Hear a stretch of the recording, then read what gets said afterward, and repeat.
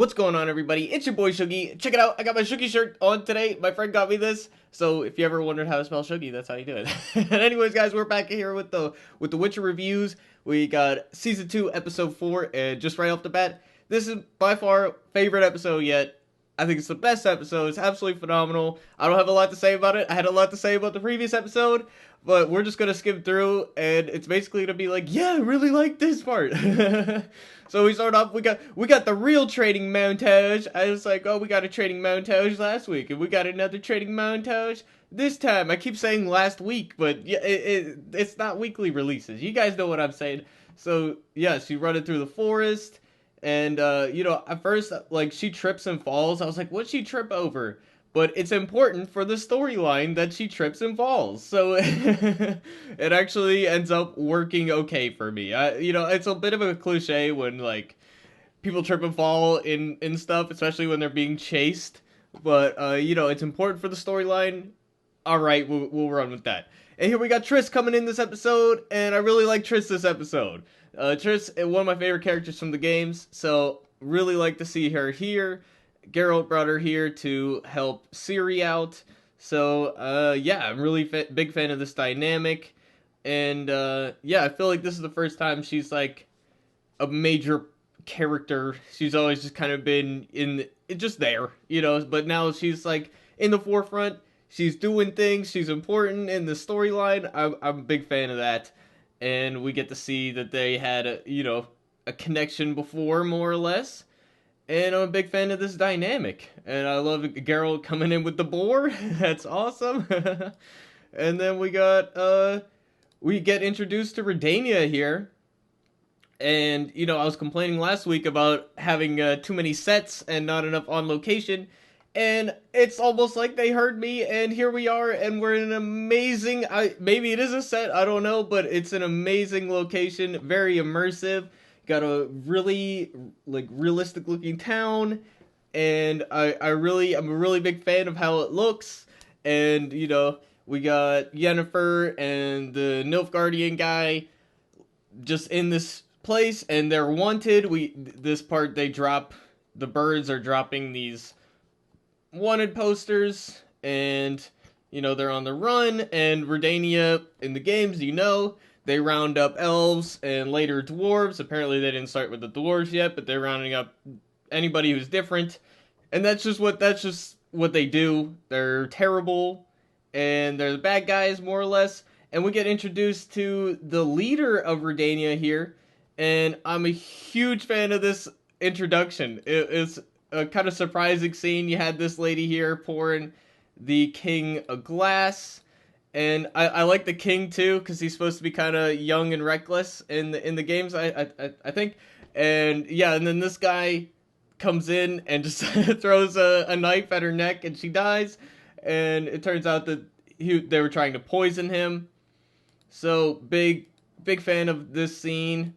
And then I really like how they're talking about their war plans. They're like, Nilfgaard is letting in all these elves, and we can use that to our advantage because it's going to weaken them because they're spending resources on them. And if we play our cards right, we can invade Sintra and all that stuff. And I'm loving this intrigue and going through, what's going on here. The owl in this scene is like a wizard or something. I don't know. It's a person. This is a point of view shot, so I don't know what's going on there, but it's cool. And we got this great all the Kaer Morhens. Every scene's great in this episode for the most part. There's like one or two that I wasn't big on, but I really like how this episode's working out. And we end up in the sewer. They are hiding from the guards. They're starting to get recognized. And I like these characters. We got Mr. Mosley. Any Downton Abbey fans, I got a few on this channel. But that's Mr. Mosley right here. And I was like, Mr. Mosley, the man, my main man. And he's kind of a similar character in a way, but he's a bit more aggressive here. But, the slightly cowardly. And I swear I recognize this dude from somewhere. I don't know where from. But, I like this dynamic here, that there are elves hiding out as well. And then Geralt and Triss have this discussion about Syria and stuff, and they're talking about. I'm liking that all these monsters are like linking up to this bigger mystery, and it ties into the monoliths and everything, and all that's enhanced in this episode. And it's just so, the script for this week is amazing. I love it. I don't have that much to really complain about. And then we got Triss really wants to hook up with Geralt, and Geralt's like, nah, bruh, I'm not feeling it. And I think he's still hung up over Yennefer. That's one thing I gotta say is Triss never tells Geralt that Yennefer's alive. I don't know if that happens off screen, but it seems like something she would tell him, and it's like she knows. She talked to Yennefer, and she probably knows about. I don't know if we're playing around with timelines again, but wouldn't she know that Yennefer's on the run? She wasn't there. Okay, now she wasn't there at the scene at the end of last episode because she was sent away, and now we know it was Geralt who sent for her. Okay, so we know that. So she doesn't know that Yennefer's on the run, but she does know that Yennefer's alive, right? So what's going on there? Why didn't she tell him that? Or maybe she did off screen and they cut it out or something, but seems like Geralt would be, I don't know, he would at least be thinking about going to look for her, right? I don't know. Something's off with that. But we got this good conversation scene. We have a deaf guy and he's doing sign language. Now I'm like, does sign language exist in the Witcher universe? I'm just thinking about that. I'm just like, I don't know. Does it? So, I don't know. But then he's like, yeah, the deaf guy's like, oh, I want to go start my own farm and marry this lady who's going to boss me around. And I was like, instantly, I was like, he's going to die. Because they already set up that there's this worm tentacle thing. And now this, it just kind of happens and then nothing is really done about the creature here. The creature just kind of shows up for this scene and that's it. So, I don't know. That's one thing where it was like, okay, that it felt a little unresolved. And, he's probably, I feel like he's dead, but, part of me's like, we didn't see the body. We didn't see the body, man. So, yeah, but I do like this scene. And Mr. Mosley, I don't even know if he has a name. Did they call him anything? Mr. Mosley runs off, and he's the coward in this. But I really like how there's multiple scenes in this episode where Yennefer does the exact same thing as Mr. Mosley, and she's telling off Mr. Mosley about, you left your friend to die and all this, but she passed the guy getting beat in the street. At the end, they're being, we'll get to that, but at the end, she decides, or it looks like she's going to decide to run away when somebody's in trouble. Maybe she doesn't. We'll find out in the next episode. But yeah, so this scene right here is one scene, like, I love it on paper. In practice, it seems it's a little out of place just because, like, they're on the run. They shouldn't be attracting attention to themselves. But she's just, like, yelling. She's screaming. I feel like this conversation maybe should have happened in the sewers still. Or somewhere where it's not so open to the air. It just feels like they should be attracting attention. I don't know. But she's a little unhinged at this moment. She's, we get a little into her mind here. And that's why I like this scene. Because before, I was a little bit confused about what's going on with her. I know she lost her powers. But, like, I still don't really understand why she is helping the Nilfgaardian guy. I don't know. Hit me up in the comments if you get it. But I'm still a little bit unclear about it. But at least in this scene, we get, she's a little messed up because she fell in love with Geralt, but it turns out that it was just the wish, right? And she's like, she thought it was love, but it wasn't real because it was a wish. Geralt made before he even knew her, and she feels a little slighted by that, and then she's like, and you get power, but people just want to use you, and then, all this, it all tracks for me. I do feel like, again, it's a little bit too heavy on the emotion stuff. I wish it was just dialed back a little bit, but I really like to see into her mind here. They did a great job with this scene, so this scene was so very necessary, and I appreciate it.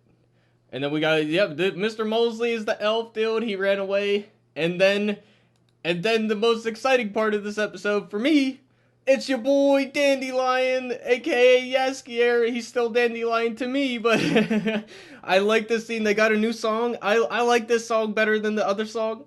But he's basically singing about how he's heartbroken because Geralt abandoned him basically, and I gotta say I have a friend that like really wants Jaskier and Geralt to like hook up and stuff. She's like shipping them, and I was just like, I just can't see it. I don't really get that. That's exactly what they're going for. I didn't see it. I was blind to it last season, but this episode, it's like this song. That's exactly what how he feels about it. I had no idea. I must have missed that last season. But I do like how there's a part later where they have some meta commentary, and it's fucking so great. Well, we'll get to that in a second. So I'm really like him in this episode. He had to grow on me a little bit. I didn't really like him in the season 1 at the beginning.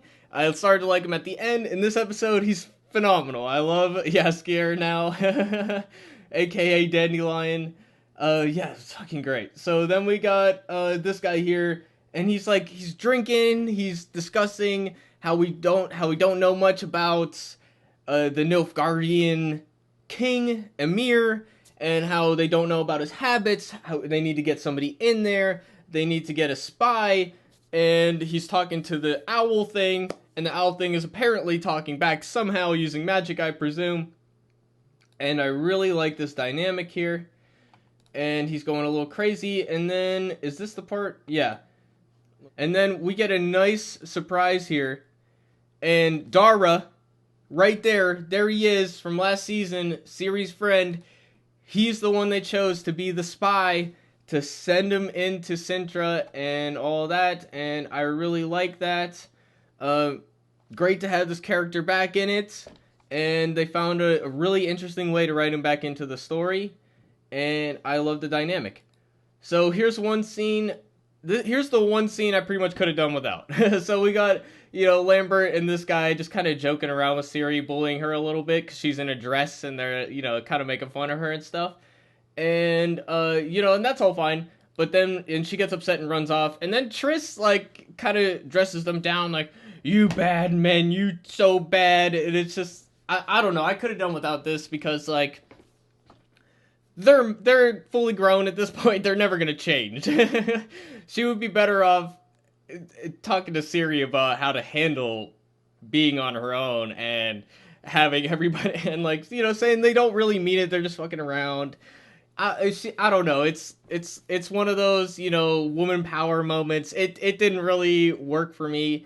I do respect how she says oh, you guys aren't really thinking about her. You're not thinking about how she has to deal with her period and stuff, and all of that works, but just the whole attitude of, like, dressing them down, it doesn't work for me. I don't know, this scene I could have done without this. But that's the one scene that I have to really complain about.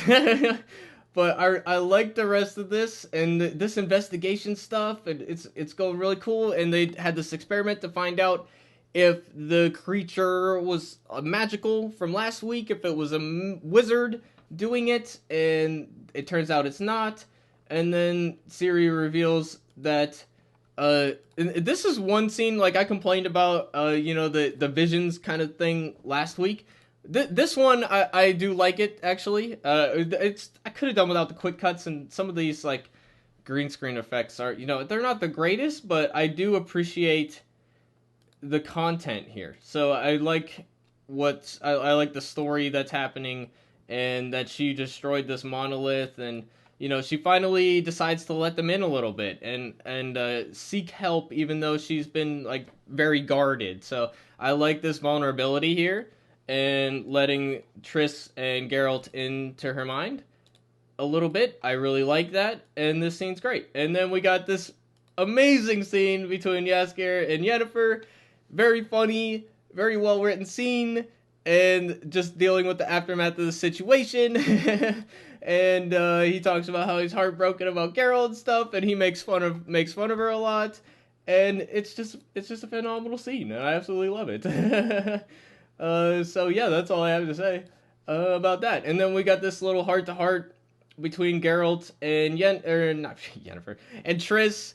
And Geralt's like saying, you know, I can't give you what you want, but it's a nice scene. It's sweet, and she's like, I was attracted to your pain, basically, and you know, I don't know, it comes off very genuine to me, and I really like that scene. And then Geralt has the part where he's like, I hate portals. And I love that in the games. You gotta have him saying how he hates portals. So, yeah, then Geralt's portaling in and talking to this guy about the monoliths, and I think that's where we leave off with Geralt. So we'll pick up there, presumably, next episode. And this is the part, I love this part. So they got some really funny meta humor here, where Jaskier is trying to sneak onto this boat, and then this guy, like, is asking for his papers, and then he recognizes him, they start singing the songs, and then this guy says, oh, he makes fun of... It wasn't until the 4th verse that I found out there were multiple timelines, making fun of the fact that last season there's all these jumbled timelines that were a little confusing for people, and, you know, making fun of that. And I love that they're willing to not only improve themselves and take criticism and learn from it. In this season, they're not really doing that, so I like that. And they also are willing to make fun of themselves. I respect that. You know, anybody who takes themselves a little too seriously gets a little angry at criticism, like Jaskier does in this scene. You know, it's hard for me to respect you as a creator if you can't at least take some of the heat. So I really love this scene. And yeah, and this guy at the end, he says, and you wound up with the warrior lady at the end of the song, and that to me doesn't ring true to life. And and he's just spitting straight facts. You know that he's right. Geralt and you is never gonna happen, bruh. Just forget about it. But he gets very upset at that, and it's really funny, and I love it. And then they give the cowardly Mosley, I'm just calling him Mr. Mosley because of Downton Abbey. They give the cowardly Mosley character the heroic sacrifice moment. They let him be the one to be the distraction so that the rest of the people can be saved. And that's a perfect bookend. And I love that. It was moving. I like it. Mr. Mosley, it feels like the same character as Mr. Mosley. So I like it. He does the right thing in the end.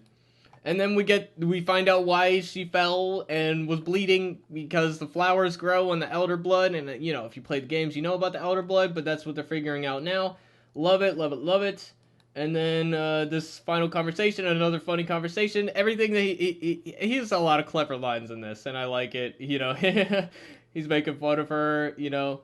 But then they talk about how she's lost her magic, and he's afraid that the muses, you know, being an artist, would stop speaking to him, and that's something I can relate to for sure. So I really like that, and this scene is excellent, and yeah. So my friend who really thinks that it's like a bit queer baity with Jaskier and Geralt, she's totally 100% right. I didn't see it before, and now it's completely obvious. There's a little cliffhanger with you know, Jaskier's in a bit of trouble, and then it's like the cliffhanger's like, this guy's like, we gotta go, basically doing the thing that Mr. Mosley character did earlier, and you know, them passing the guy getting beat in the street by, and I think she's deciding, and I guess we'll find out next episode what she decides to do. And then you hear the studio rendition of the song from earlier, and I like this song, so that's cool. Great episode. Love this episode. Fantastic episode. I don't have that many bad things to say about it. Absolutely excellent. My favorite so far. So hit me with that sub button if you want to see more videos like this. Hit me with that like button if you like this video. Leave me a comment if you disagree, if there's something I missed, or, you know, whatever. If you want to yell at me, that's fine. I like it. It's all engagement. I appreciate it. So thanks for watching, and I'll see you guys in the next video. Peace out, everybody.